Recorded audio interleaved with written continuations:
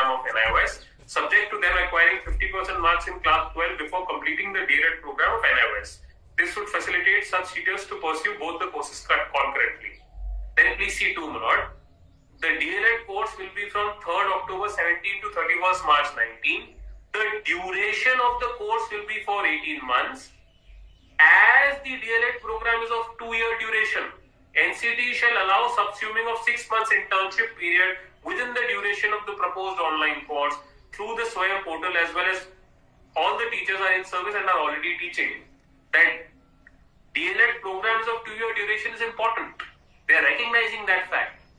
It is simply running parallel to the 18 months, saying that because they are already teaching, 6 months will be merged into 18 months. That's what they say. May I read once again? Yes. The DLED course will be from 3rd October 17 to 31st March 19. The duration of the course will be for 18 months. As the DLED program is of 2-year duration, NCT shall allow subsuming of 6 months internship period within the duration of proposed online course through the Swayam portal, as all the teachers are in service and are already teaching. Yes. And then 3 and 4 may not be important for today. Yes. The point that I am trying to make, if I can just put it in my words, my lord, the basis of the state arguing that I have got a relaxation by this, their own document of MHRD may not really be right for this reason, that a 24-month is not being reduced. 24 months has 18 months of teaching and 6 months of internship. Therefore, it becomes 24 months. The ratio that has been applied here is that instead of doing 18 plus 6, you do 18 within 6. Purpose is 2 things. One, there is a timeline. 31st March 19 has to be completed as per the Act. The second most important thing is that a regular DLED course cannot be done online. Here it is an online course. A person who is already teaching does not need to get a job again to do that internship. So that the purpose of the internship is teaching experience. So a person who is doing regular DLED course will have to go and take a teaching experience. So exceptional was made. An exception was made. And therefore, my lord, this read with one line of the Honorable Supreme Court judgment is important, because that really is the crux of the entire matter, that we are not claiming any relaxation. Please see, my lord, in the same very volume, in the writ, my lord, but just see one page with me. I'm sorry, I'm taking through another page. Please see 620. Please see 620 of the writ petition with me. 620? 620. This is the Honorable Supreme Court's judgment.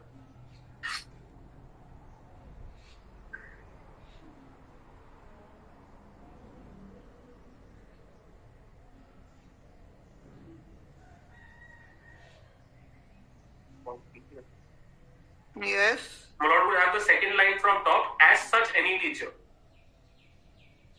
At 620. Yes. As such, any teacher who was in service as on 10th August 17 and who acquired the qualification of DLED by way of 18 months program through NIOS prior to so-and-so is a valid diploma holder and at par with any other teacher who has completed the 2-year DLED program.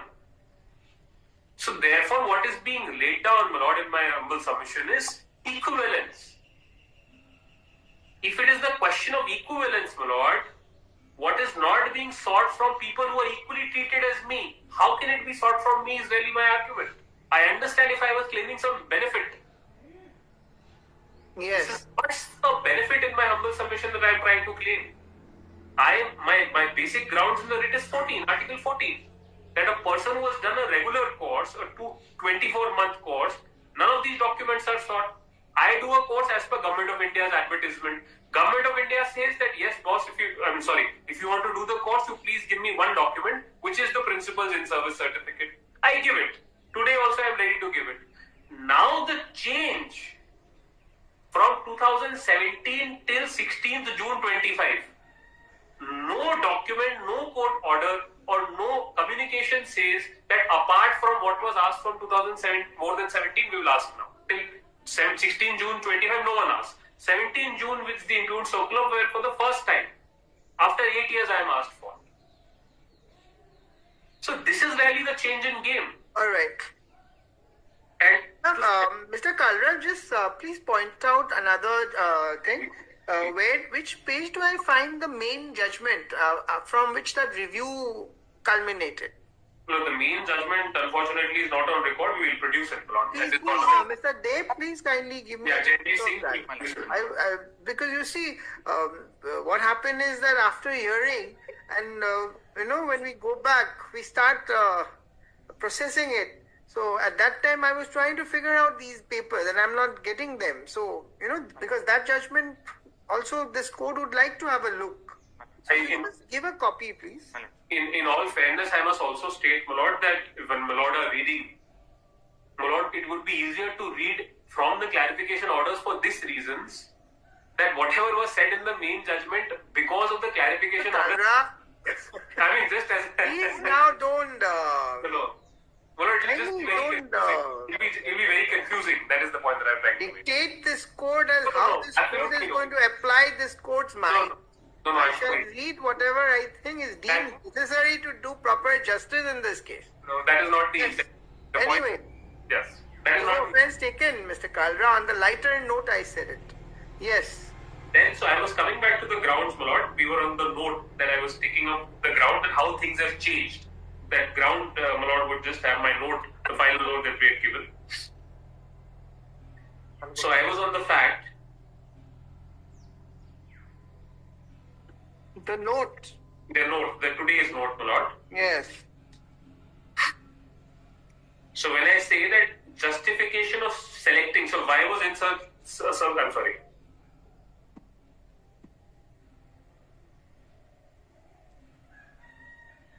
We were at page 5, my lord. Yes. Page 5 of my note. At ground J. J was the one that we were last reading, my lord. That what is the basis of the justification of selecting these 6 plus 3, 9 documents? Specifically, when I have argued that these 6 plus 3, most of these documents are not mandated by law. Yes. That you have yes. Very elaborately taken this court on the last occasion. Noted. Point noted. Yes. And then the last part is those judgments, my lord. Can I just take my lord through those judgments? Yes. And then we'll be done, my lord. Kindly, my lord, have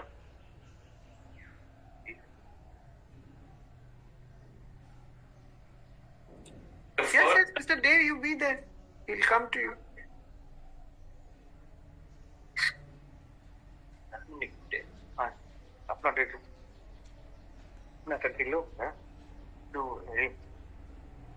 my lord would have the first judgment.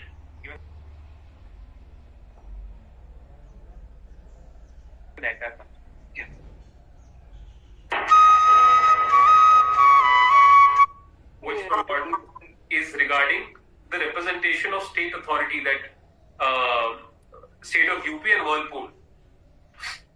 Can I just show the relevant paragraphs directly? Which one are you showing first? First is state of UP. Versus Mohammed Nu. Mohammed Nu. Para 10 11. Representation, na? Representation. I am going a step ahead to say that even if there was a statutory remedy provided under the Act, which in the present case is not, still, may I read para 10? Yes. Para 10 of the judgment says, in the next place it must be borne in mind that there is no rule with regard to certiorari as there is with mandamus. So this is the present, it is a certiorari. That it will lie only if there is no other equal effective remedy. It is well established that that provided the requisite grounds exist, certiorari will lie although a right of appeal has been conferred by the statute. The fact that the aggrieved party has another and adequate remedy may be taken into consideration by the Superior Court in arriving at a conclusion as to whether it should... Mr. Kalra, this you are trying to say, the fact that I think this court had put a query that whether you filed any representation before approaching. On that you are saying that no representation is required. Okay. Only on that point. Whirlpool is also on the same line, but I will not... For representation, it's all right. I have noted. The other point, which one is that? Then please see... Till Whirlpool, I think it is also the next case is on representation. That also we can leave, Lord. Can I just show one thing in Whirlpool, my lord? Please see. That's okay. That's all right, Mr. Kalra. Very well. This code may not go into that aspect. Very well, my lord. I will directly. As only on that point. However, you see, there is one issue which this code will certainly examine, because individually how one is affected, that has not been given. I don't know what consequence it will follow, but this is there in the mind of the court. So I am only expressing. To that effect, if you have anything in these three judgments, you can show. Yes.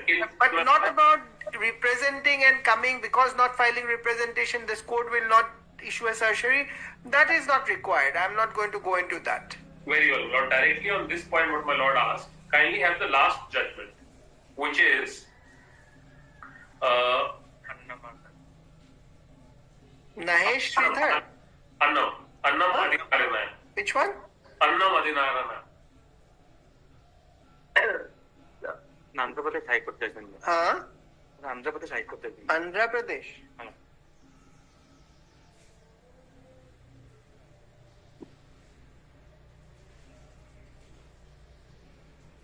Please have para 21. Just 1 second. I'm not being able to locate that judgment. Sorry.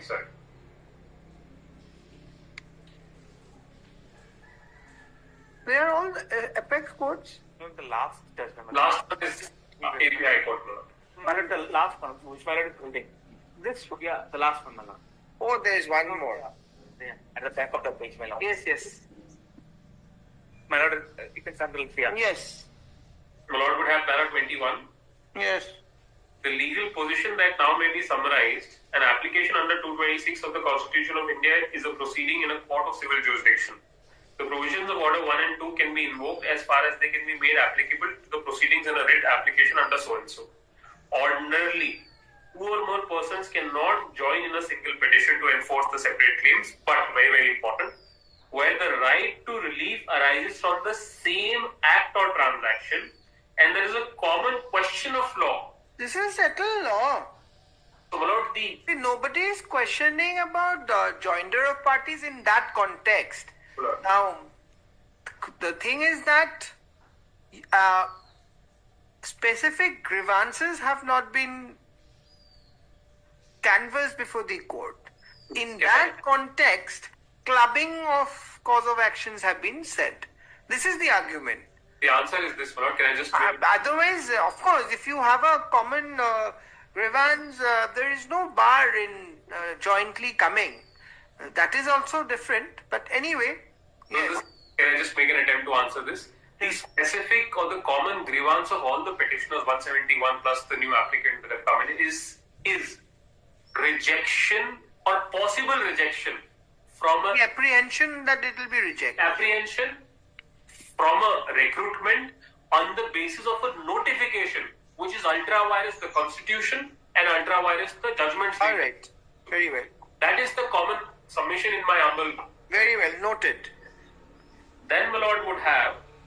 So we are done with the last one. Kindly have the representation also we may not look into again. Please see introducing new documents to prove eligibility. Kindly have, my Lord, this is a very recent judgment, my Lord, of the Honorable Supreme. Yes. It's called Tej Prakash Pathak.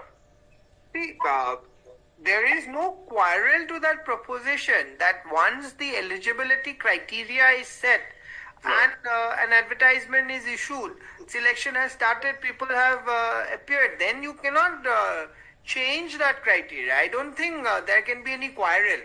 Lord. Now, here there is definitely no quarrel, but the situation is like, but you see, all these propositions have to ultimately be tested in the context of each case, right? Indeed, my Lord. So first and foremost, this court has to examine is that whether this impugned circular is introducing a new eligibility condition, or it is merely asking for some more documents to just re-verify. You see, these are the two, because if the answer to the first question is yes, then no way, immediately it will be struck off, because there cannot be a change of the game, as you have as you've been emphasizing since your first day of arguments. But I think that would be the issue. Oh, very well. Let me just So now in Tej Prakash, what was the context? It here some new something, which is that paragraph from where you can see what is the eligibility condition that has been has been changed. Please What see change? para 20.4. If I can just rephrase my argument, my lord. The point. Let us see this first, since you are placing a judgment of the apex court. Let us see the context. Yes. Because judgments of apex court are contextual. Indeed, Right, Mr. Kangra? Indeed, my lord. Yes. 20? Kindly have 20.4. No, 24 point. Okay. No, 20. that is not the facts. Where are the facts of this case? That, my lord, would kindly see. What is the fact? In what context this has been stated? Hell. Sorry. The facts, my lord, of the reference, because this is a constitution bench, can be seen at para 13. Tara? 13, 1-3. This is the... One second. Sorry.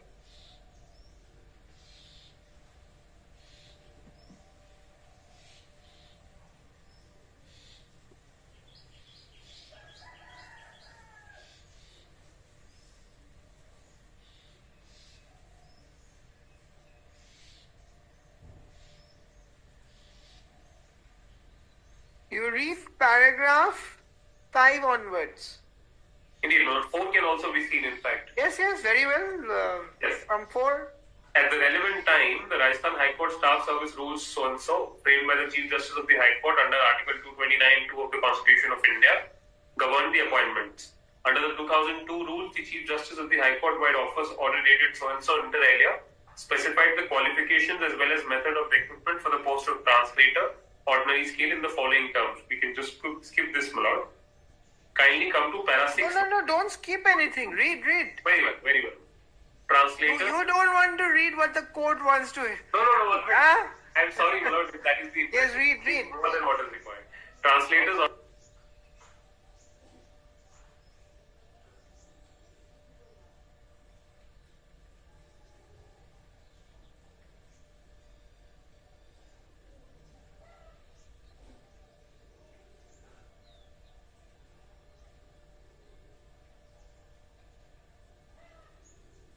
ordinary scale.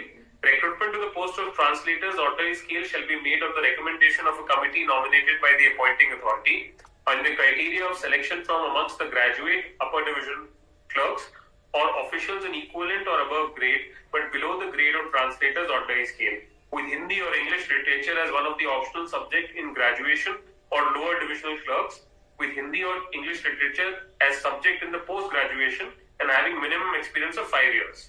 Hindi and English. Okay. Hindi and English. Then Competitive examination. Okay, that part you can skip.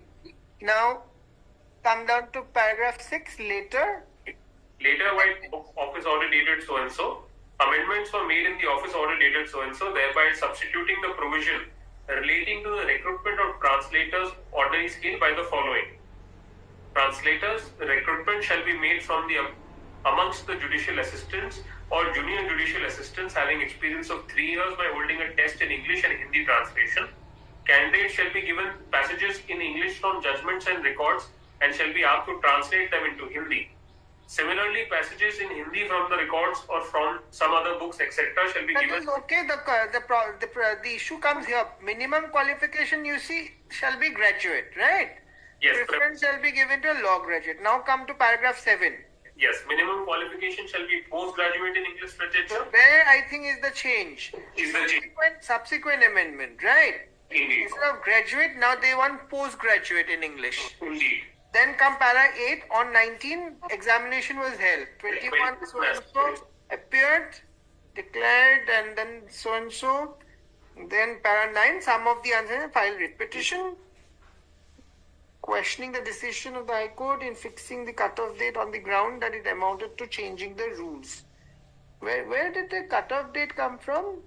Cut-off date, Malad, would be seen from the date. Oh, here only. This was so because the Chief Justice of the High Court ordered that only those candidates who secured a minimum of 75% mark will be selected to fill up the post in question. As only 3 candidates could secure a minimum of 75%, the list of so and so.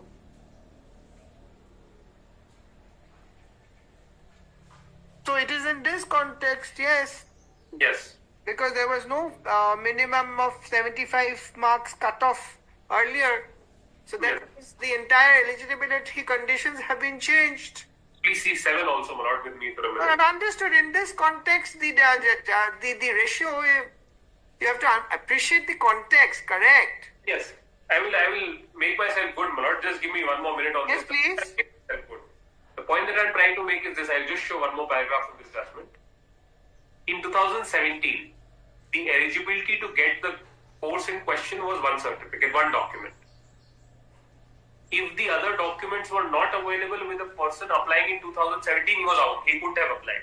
No. From where do you say in 17 it is 1 document? Because the advertisement doesn't talk about document. Yes. Please see that. Let us see that once again. Please come to the advertisement doesn't say document. Does the advertisement say that experience certificate from the principal in support of the 18 months? Advertisement doesn't say that. My basis is on the point where I done the course today. That's okay. Today, because that's okay. Mr. Kalra, we are only appreciating this particular point and not the others. As far as this point of yours, which you are arguing, is concerned, where in the advertisement it has been said that only this document, because you are saying by asking the additional documents, now you have changed the additional, the eligibility condition. So this is the argument. Advertisement not of the recruitment. Correct. Advertisement of me taking the course. That is different. You see, no, Mr. Kalra, these are 2 different situations. Now here the history as why this in-service was necessitated. This was necessitated because some documents were also placed on the other day where it has been observed that some teachers are not having the requisite diplomas. And in order to ensure that either you obtain these diplomas or otherwise failure to obtain, you shall be removed. I think that document is also there. You please give me the page numbers of all these documents which you had, which Mr. Saikya on the last occasion has referred. These are the documents. Because unless and until the history of why this 2017, the advertisement, it has to be correlated. Yes. Then only finally this court can apply its mind and understand in what context and decide. Otherwise it becomes difficult. Because simply by going by this, it will look like as if there has been some change. In 17, this is not asked. But 17 is for a different purpose, as I am understanding.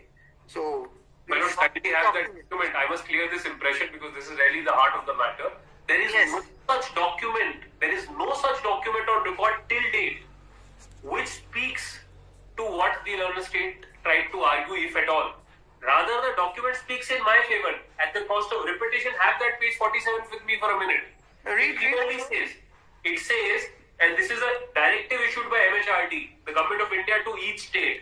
The direction says, for teachers in private schools, a certificate from the principal would be taken to ensure that the teacher is serving in the school. Yes, but this is in the context of that 2017 process in service to Just one more thing, Lord. These certificates will be collected by the state. Very, very important. Why are we why is the government trying to miss upon this fact? One, this is not a request, this is a directive. Very, very important. Alright, noted. Plus, my lord, it is the state coordinators which will enter the database. So, I am trying to say today, because of the impugned circular, there is a change in the game qua this 2017 directive. Noted. And the judgment that, my lord, we were just reading, just see one paragraph in this context. Yes. Viewer, my lord, kindly come to page 24. Para 24. Yes. Yes, read. The principle of fairness in action requires that public authorities be held accountable for their representations. Please see the next line. good administrations require public authorities to act in a predictable manner, very, very important, and honor the promises made or practices established unless there is a good reason to not to do so. Very well. I'll pause here for 30 seconds, my lord. One, predictable manner in the present context would be that whatever was sought in 17, please ask again. Second part, if it does not have to be predictable, then what is the exception? The exception is there is good reason not to do so. Now, what is the reason here? Only one averment in the counter which says there are multiple cases where fraud is being committed. Let them show one real-time example. Not even after me pushing the last time till date, there is no one real-time example. So therefore, my lord, and please see para 26 also. The next in the same very judgment. Yes. Doctrine of legitimate expectation, my second ground. The doctrine of legitimate expectation does not impede or hinder the power of the public authorities to lay down a policy or withdraw it. The public authority has the discretion to exercise the full range of choices available within the executive power. The public authority often has to take into consideration diverse factors, concerns, so and so, so and so. The courts are generally cautious in interfering with the bona fide decision of a public authority which denies legitimate expectation. What really needs to be tested, my lord? Was there a legitimate expectation by the petitioners herein that when people similarly like me have been recruited without any of these documents?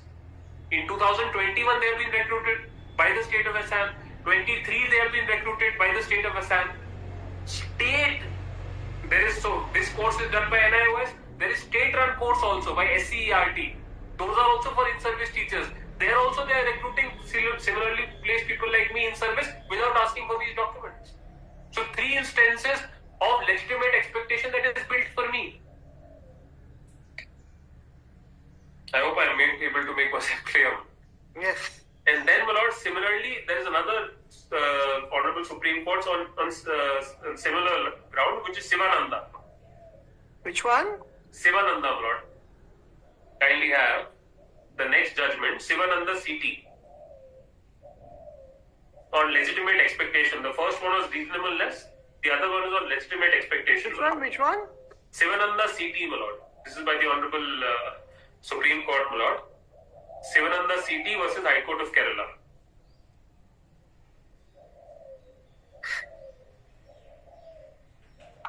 Para 17 of this. 1 second.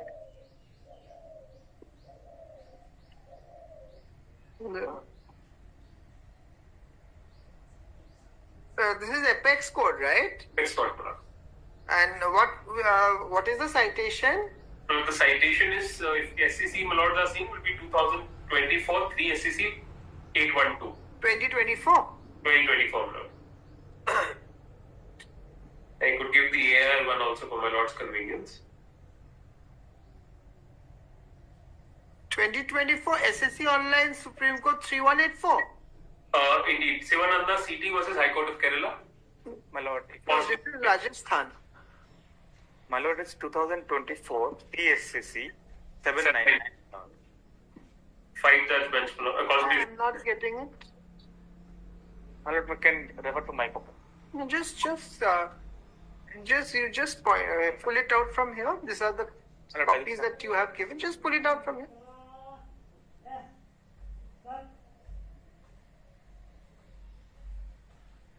I have a blinder script depot multiple.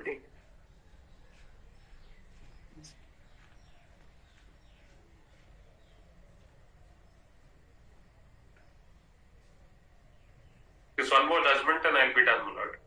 Which is the other one so that he can pull it out also that? The other one, my lord, is Dolly Chandan. That I think I have seen. Dolly is there. Did you get the other one? Both of them. If my lord would have the SEC copy, I could just read the gist to save time, or else I'll take my lord to each and every backup of this. This is a very important one. Shivananda City Vision House. Could my lord have SEC copy? Yes. Just see page 800 then, please. Page 800 of the SEC copy may be seen. The Page? 800. 800. Yes. What is the paragraph number? Well, this is the gist given in the beginning. Now you're going to refer to the head note. Well, I can read each and there are 10 paragraphs. No, I don't want head notes, please. Very well. This code doesn't look very well. Let us please see paragraph. Very well. Let us please see para 17 onwards then. Yes. The concept of legitimate expectation is mentioned a lot at para 17. Yes. Another important aspect that rises for our consideration in these batch of petitions is whether the High Court's decision frustrates the legitimate expectation of the petitioners. Article 233 of the Constitution provides that the appointment of persons to be posted as district judges in any state shall be made by the governor of the state in consultation with the High Court exercising jurisdiction in relation to such state. Further, Article 235 vests with the High Court the control over district courts, including the posting and promotion of district judges. The maintenance of efficiency of judicial administration is entirely within the control and jurisdiction of the High Court. The governor, in consultation with the High Court, prescribes rules laying down the method of appointment and the necessary eligibility criteria for selection of suitable candidates for the post of district judges. According to 1961 rules, the High Court of Kerala was designated as the appointing authority and tasked with the responsibility of conducting the written examination and the viva voice. The actions of the High Court in pursuance of its public duty would give rise to the legitimate expectation that the process of selection of candidates will be fair and non-arbitrary. Then please see para 18. Doctrine of legitimate expectation under common law. The basis of doctrine of legitimate expectation in public law is founded on the principle of fairness and non-arbitrariness in the government dealings with individuals. It recognizes that a public authority promises or past conduct, this is very, very important, my lord, promise or past conduct will give rise to legitimate expectation. I will pause here for a minute. When I say past conduct, my lord, how has the state of Assam recruited similarly based individuals like me is important. What is the context in which this has been done? What happened in the facts of this case? The facts here, my lord, would kindly come. Please. So you say it, you must have read the whole judgment. What is the fact? What has happened is that pursuant to the original notification coming out, the state of Kerala, my lord, made the scheme for Kerala High Court Judicial Service Examination. The scheme was later amended, my lord. The original things that were required are mentioned at para 4. And then it was amended via subsequent notification at para 5. Original is mentioned at para 4. Indeed, my lord.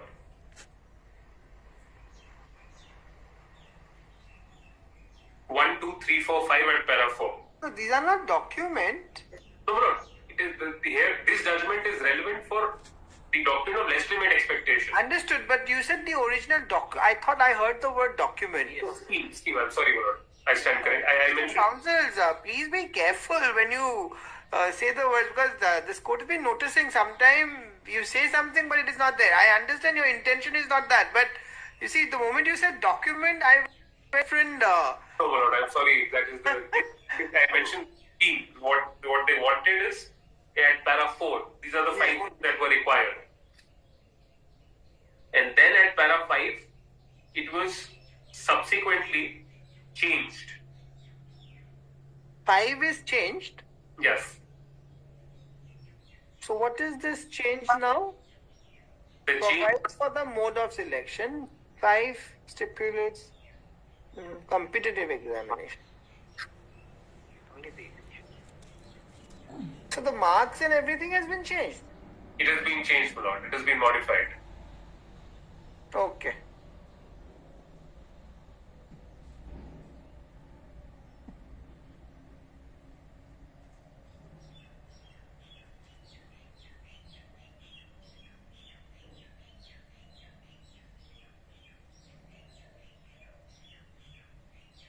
Yes, okay.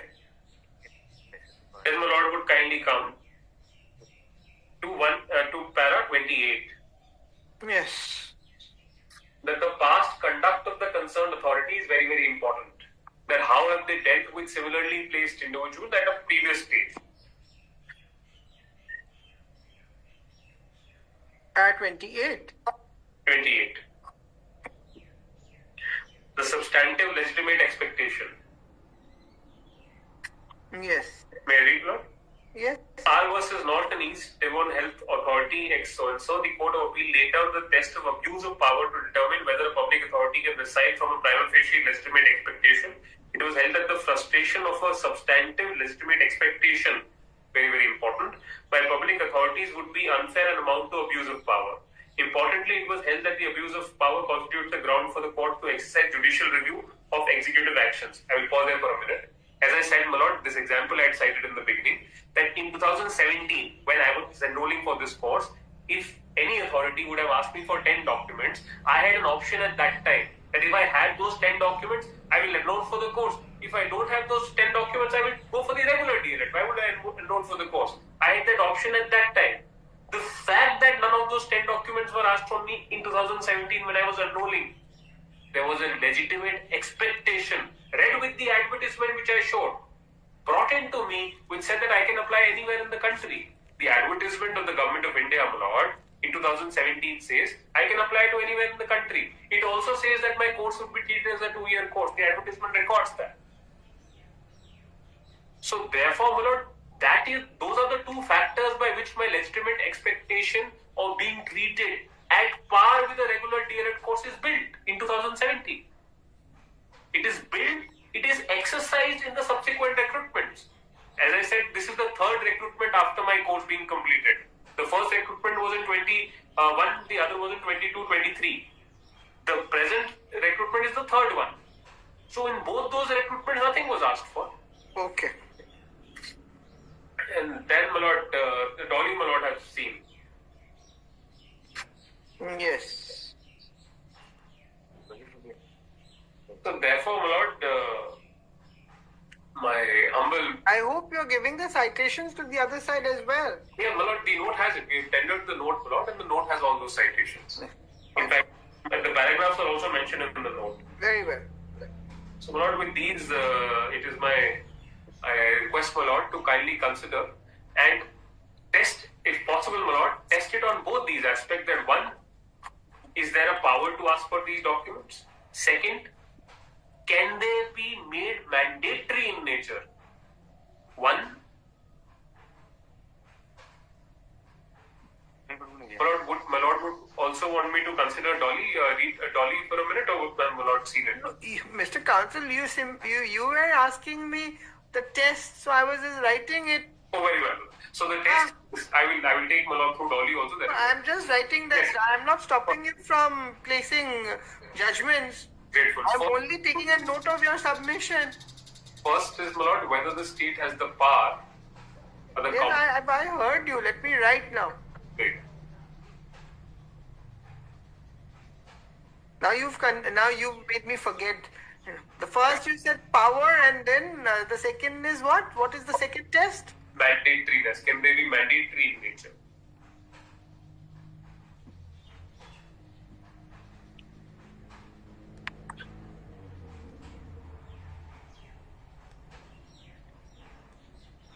Yes. Now come. You want to show something from Wanted to show Dolly, my lord. Dolly Chanda? Dolly Chanda. Yes. This is also, my lord. Para 7. 7 and 8. Yes. May I read 7?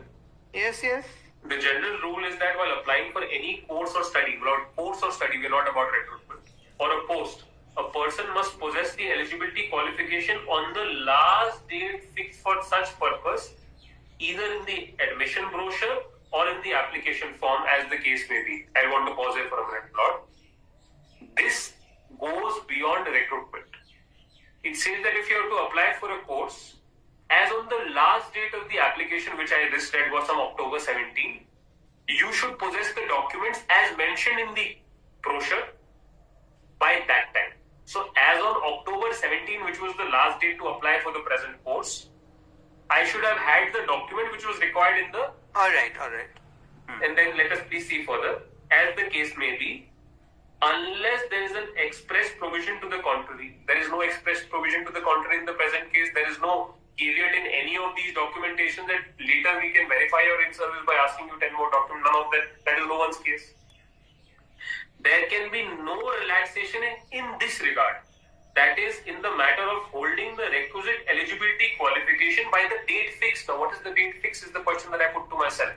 last date of applying for the course in 2017. This has to be established by producing the necessary certificates, degrees or mark sheets. Similarly, in order to avail the benefit of reservation or weightage, etc., the necessary certificates have to be produced. These are documents in the nature of proof of holding of a particular qualification or percentage of marks secured or entitlement to benefit of reservation. Depending upon the facts of the case, there can be some relaxation in the matter of submission of proof, and it will not be proper to apply any rigid principle. That's very, very important. Rigid principle as it pertains in the domain of procedure. Right, 30 seconds, I'll pause there, my lord. It's all right. Ultimately, what we are today on, my lord, is a procedure that should have been done in 2017. I am not shying away to say that if 2017 these things were asked for me, I wouldn't have given it. Maybe things would have been different. All right. And then para 8 also, my lord. There's one more paragraph in this. I am reading the last line of 7. Every infraction of the rule relating to submission of proof need not necessarily result in rejection of a candidature. The last line of 7.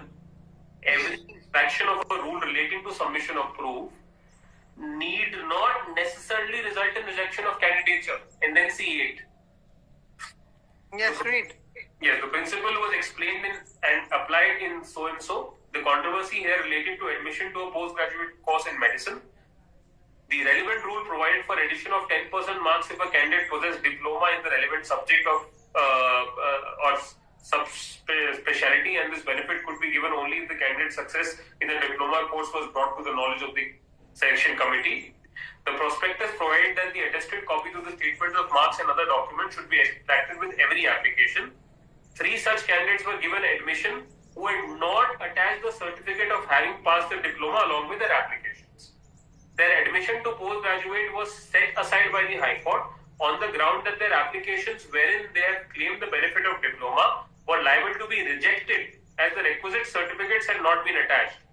This court, the Honorable Supreme Court says, this court, speaking through Justice Krishna Iyer, reversed the judgment of the High Court and held that the admission to the candidates had rightly been given as they had in fact passed the diploma before the date fixed.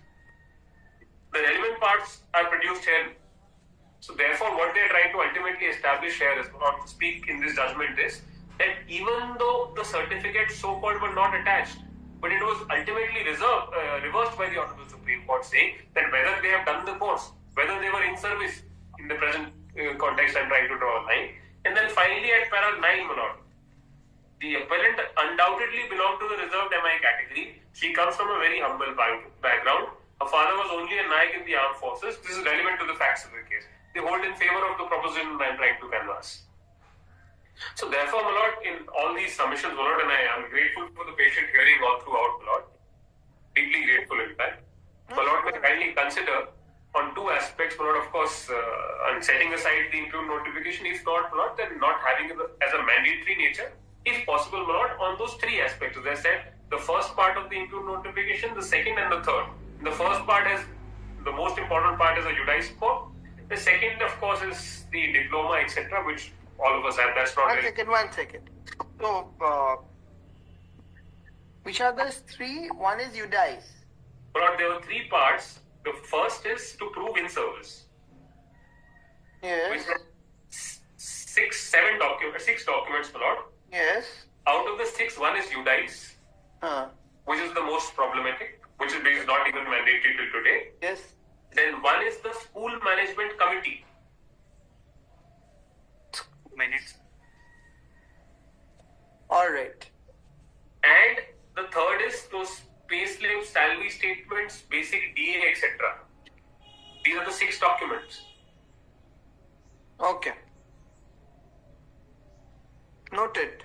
And meanwhile, my lord, in my humble submission, unfortunately, my lord, of course, the interim we were having, the rate may be not rendered infructuous, my lord may consider, till such time the judgment is pronounced, not some protection may be granted. So don't worry, if you are before an equitable court, this court will do, if I'm wrong, if this court finds that a wrong has been done to the petitioner, this court will set it right. Yes, Mr. Chiste, I need that clarification. Regarding UDIs, from when it was made. Yes, number one. And also for the school managing, because I remember it. This was shown, but does this say about under this act? Is there any? I think there was having to. It was mandatory for the schools to have a school managing committee. Correct? Which is that provision?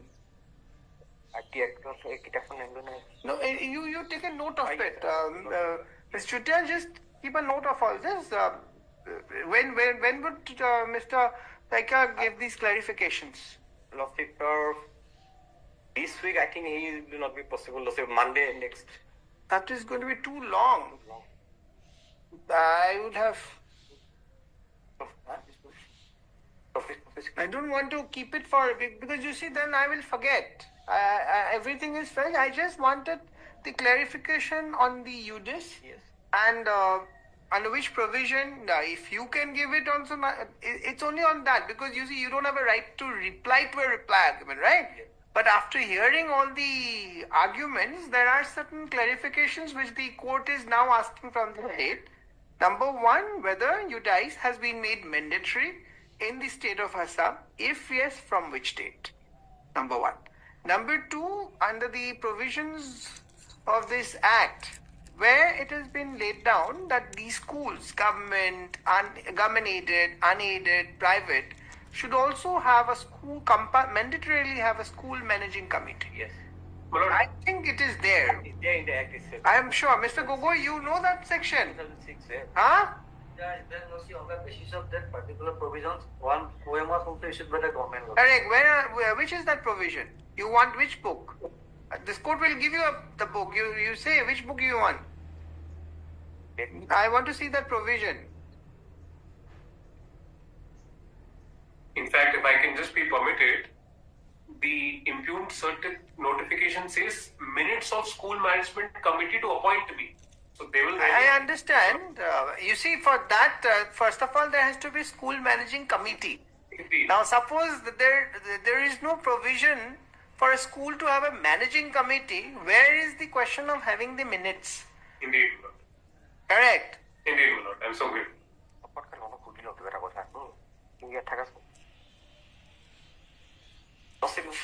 For a minute.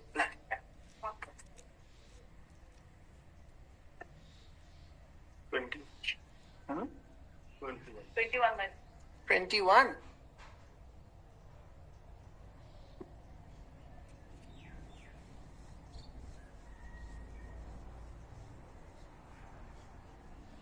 This is 2009.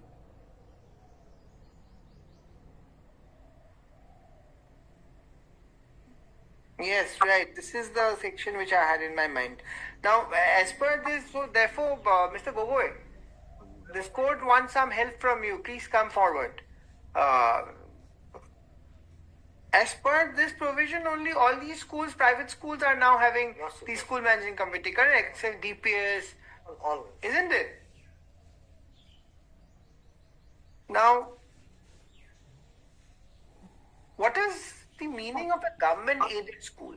Government school also the fund was supplied or provided by the government also. So that is not purely a private school. Lossy. It may be. CI concept earlier occasion college also lossy government aided was there also. And unaided. And it was. So that is private. Private loss. So why is it written private, government aided, and unaided? So there are specific meaning ascribed to these three. Private is completely Private. private. And private law, that's why in respect of laws, societies, schools are private schools. Societies were treated as a private school also. And unaided school is a somehow government connection is there also. All right. Aided school is lossy. So, but there is no fund. No fund. No fund. Aided school is lossy directly provided the fund by the government also. Okay. And government aided is where the fund is. It is funded by the government. Lossy. Okay. All right.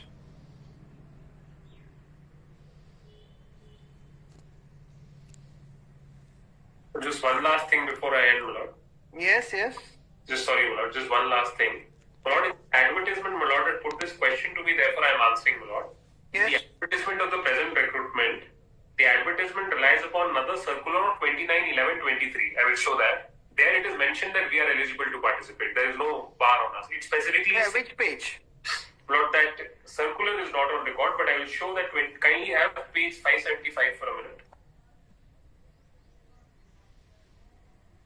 This is a government document, my lord. If my lord would permit, only then would we produce it. Otherwise, my lord, it refers to. Kindly have page 575.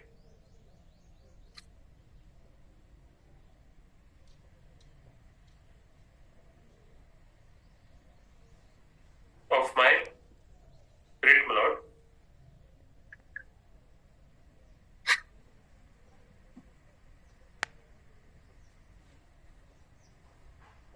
Yes. My lord would see point 15. Yes. It says eligibility criteria for lower primary schools as per government in Department of School Education notification number dated 29/11/23. Now this notification para 20, my lord. I will produce this notification. It is not on record, my lord. This is a government notification. Where is Mr. Chiste gone? Yes. Can I just read para 20 of this notification? Mr. Chiste, also have this notification place it before the court next time. The notification which is mentioned in your advertisement.